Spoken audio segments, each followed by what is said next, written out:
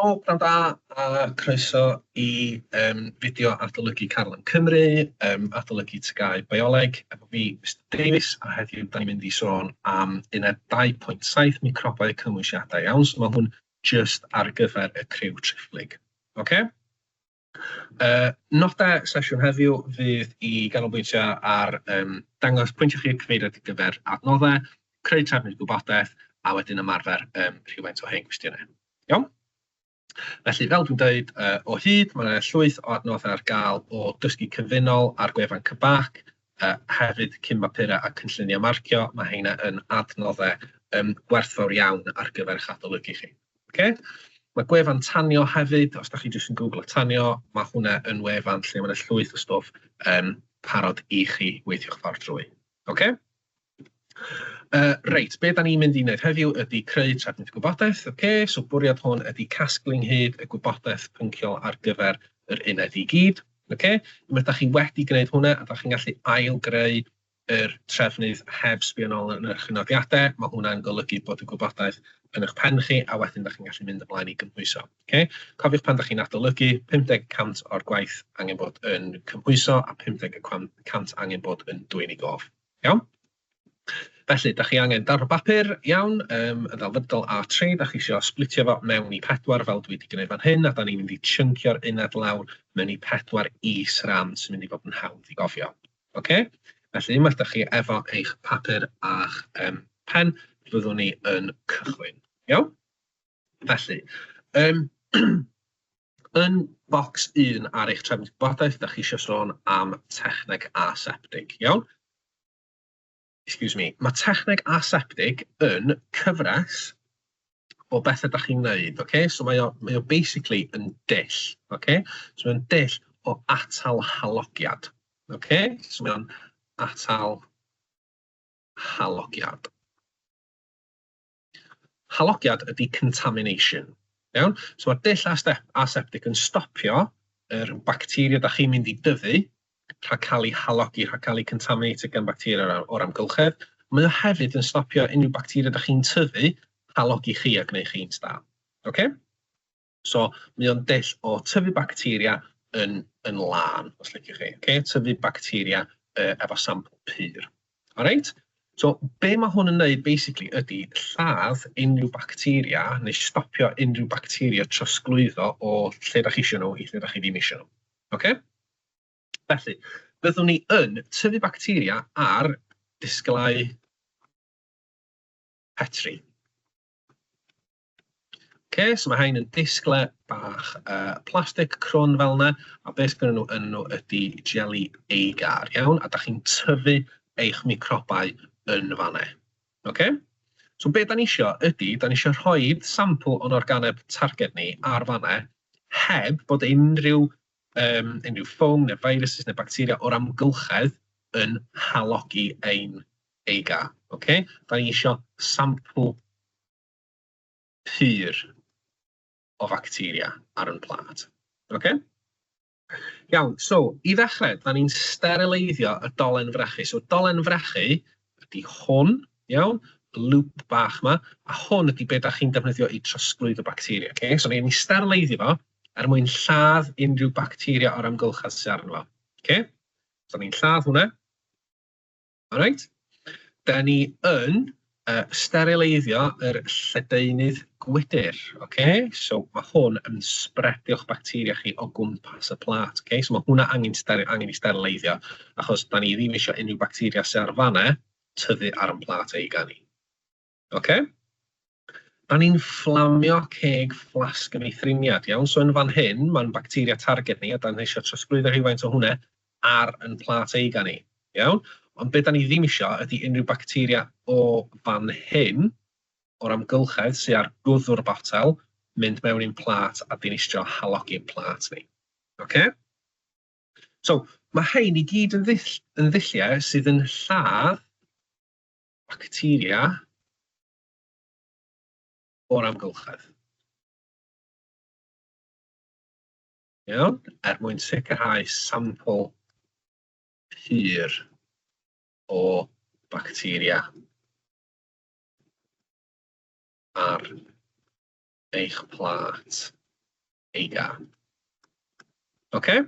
Mae yna rhywfaint mwy o hein, iawn, so da chi'n codi caead y disgyl petri chydig bach, da chi'n mynd tynnu'r caead yn gyfan gwbl, okay?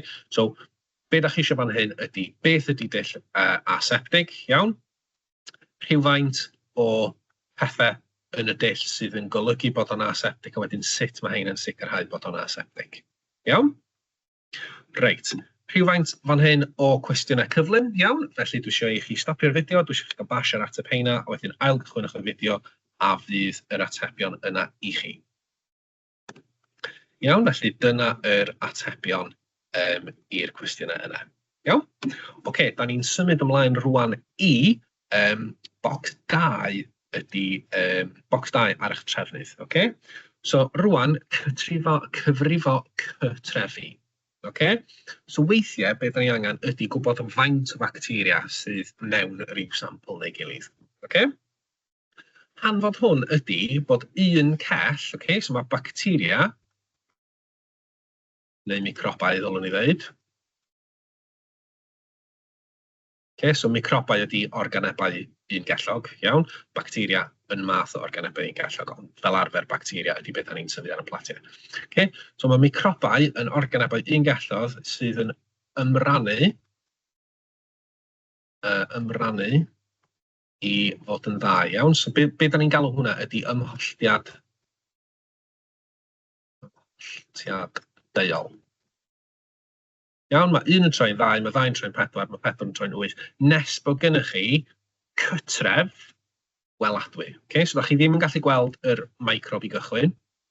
Iawn? Ond da chi wedyn gallu gweld yr cytref mae o wedi tyfu ohono. Iawn? So mae cybac yn gallu bod chydig bach yn sticklers am hwnna, iawn? Dydy hwn ddim yn bacteria, mae hwnna yn cytref o bacteria. Iawn? Ond mae'r cytref yna wedi dod o un cell ymreiddiol. Iawn? Felly, sa chi'n gallu deud yn y plat yma, ond y 2 gell yn y sampl gwreiddiol. Iawn? Yn y cell yma, 1, 2, 3, 4, 5, 6, 7, 8, 9, 10, 11, 12, 13, 14, 15, 16, 20, so yna 20 o gelloedd yn y sampl gwreiddiol. Efo hwn, does gynnu ni ddim syniad faint o gelloedd oedd yn y sampl gwreiddiol. Iawn?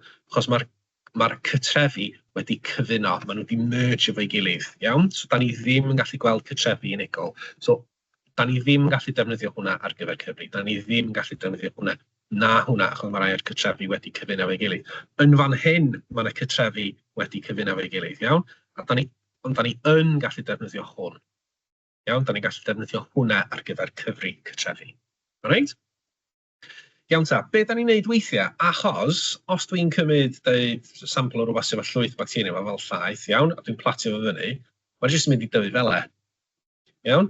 O be dwi'n gallu neud weithiau ydy rhywbeth ar enw gwanediad cyfresol. Iawn? Mae gwanediad cyfresol yn lle dwi'n cymryd tam o bach o hwn, dwi'n gwanedio efo dŵr distill efo rhywbeth pur. Iawn? So mae hwn 10 gwaith yn llai crynodedig na hwnna, sydd yn 10 gwaith llai crynodedig na hwnna, sy'n 10 gwaith llai, sy'n 10 gwaith llai. Iawn? So deud ar enghraifft bod hwn, sampl 1, yr un fath o hwnna, a mae hwn yn sampl 2, yr un fath o hwnna, iawn?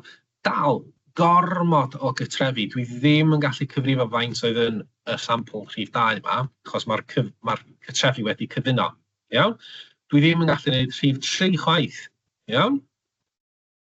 Dwi ddim yn gallu gwneud rhif 4, ond dwi yn gallu gwneud rhif 5. So fel o'n i'n dweud, yn 5, mae 20 cytref, okay? Rhif 5. Faint oedd yn y sampl gwreiddiol? Wel, dwi angen llosi fo 10, llosi fo 10, llosi fo 10, llosi fo 10. Iawn, so 20, llosi fo 10, 200, 2,000, 200, 200,000. Iawn, so dwi'n gallu, fel math syml, iawn, dwi'n gallu llosi fyny mwyn cael faint oedd yn y sampl gwreiddiol. Okay? So dyna sut da chi'n cyfrifo faint o bacteria oedd mewn sampl. Okay? Iawn ta, sy'n ymlaen, cwestiynau cyflym, da chi'n gwybod beth i wneud. Stopiwch y fideo, atebwch heina, a wedyn da ni yn gallu symud ymlaen. Okay, iawn, dyna ni. Reit. Ffactorau sydd yn effeithio ar twf bacteria. Iawn ta. So mae hwn yn eto un bach. Okay? So mae tymheredd yn un, maen nhw'n licio sôn amdano fo eitha dipyn. Okay? So tymheredd ydy'r un pennaf. Okay? Chi'n gallu gweld fan hyn, hwn ydy nifer y bacteria, a hwn ydy faint, hwn ydy'r gwahanol tymereddau, iawn? So wrth i'r tymheredd gynyddu, mae nifer y bacteria'n cynyddu fyny at 37. Okay? So unwaith eto fan hyn, iawn, os da ni'n cysylltu syniad rhwng unedau, iawn, dylai bod 37 yn canu cloch, be sydd yn golygu bod bacteria yn gallu gwneud prosesau cella felly fel enzymau, iawn?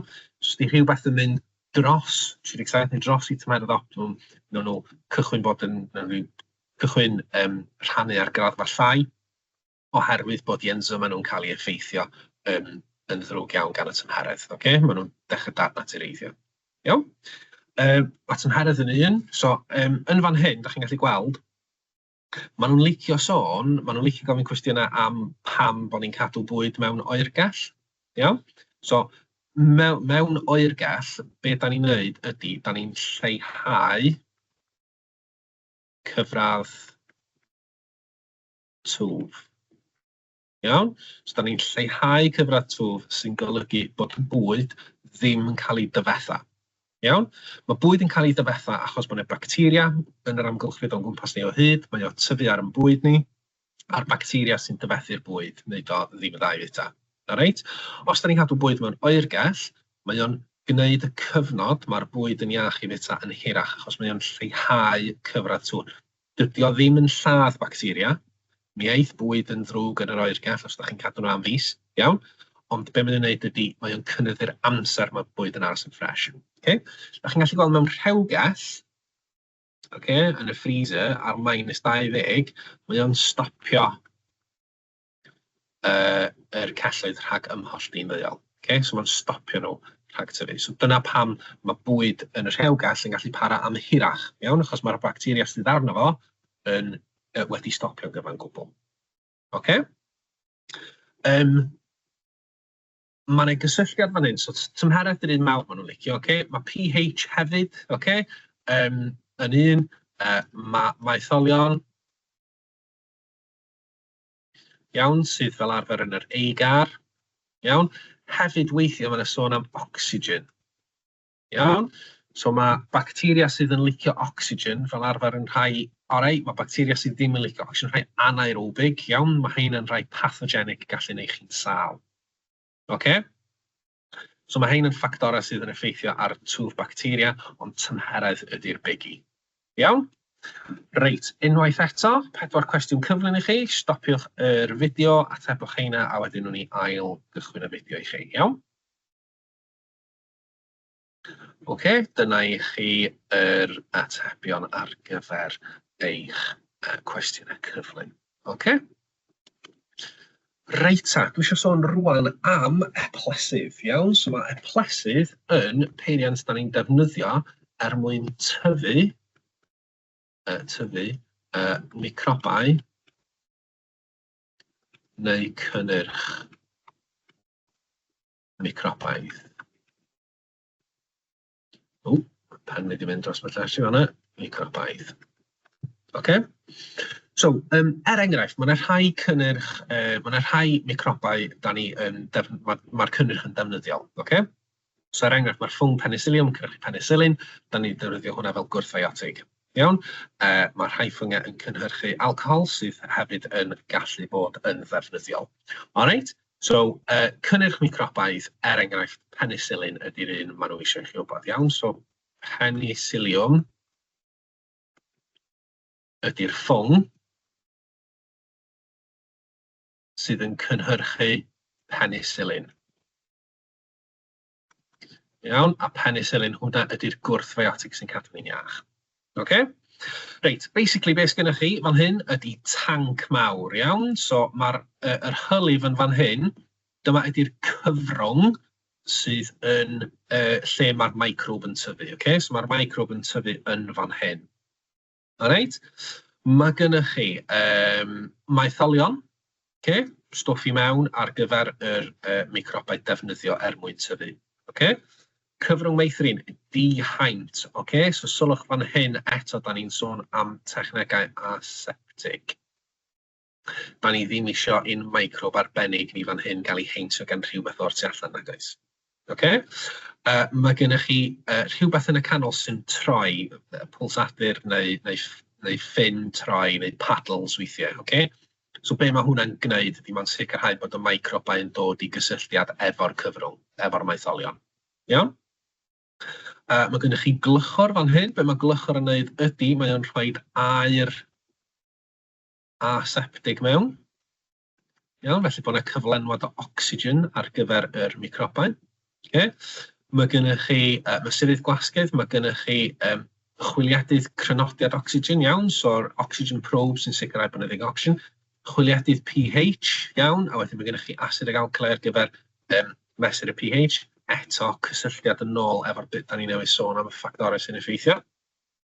Chwiliadydd tymheredd hefyd, iawn, gennych chi chwiliadydd tymheredd, mae hefyd gennych chi siaced, hwnna di'r bit tywyll ar y tu allan, siaced dŵr oer. A be mae'r microb fan hyn yn gwneud ydy resbiradaeth. Mae o'n gwneud resbiradaeth mwyn byw, mae hwn yn cynhyrchu gwres, mae'n gallu gwneud tymheredd cynyddu, a da ni'n gwybod mae tymheredd yn yr ffactorau sy'n effeithio ar tyfiant. Felly mae gennych chi chwiliadydd temperature probe fan hyn, a wedyn da chi'n llenwi hwnna efo jacket dŵr, llenwi'r jacket efo dŵr oer mwyn rheoli'r tymheredd.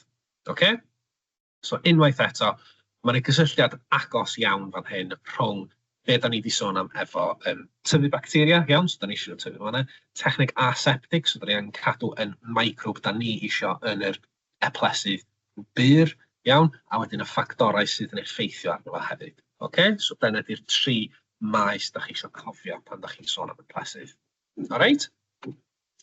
Iawn ta, felly, sydyn iawn unwaith eto, you know what to do, 4 cwestiwn, stopiwch y fideo, atebwch heina, dwy'n y gwybodaeth i gof, a wedyn na i ddangos y fideo ddangos yr atebion i chi.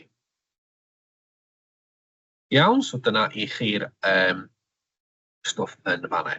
Iawn ta, so, 50% o dwy'n i gof, cwestiynau dwy'n i gof neu trefnydd gwybodaeth.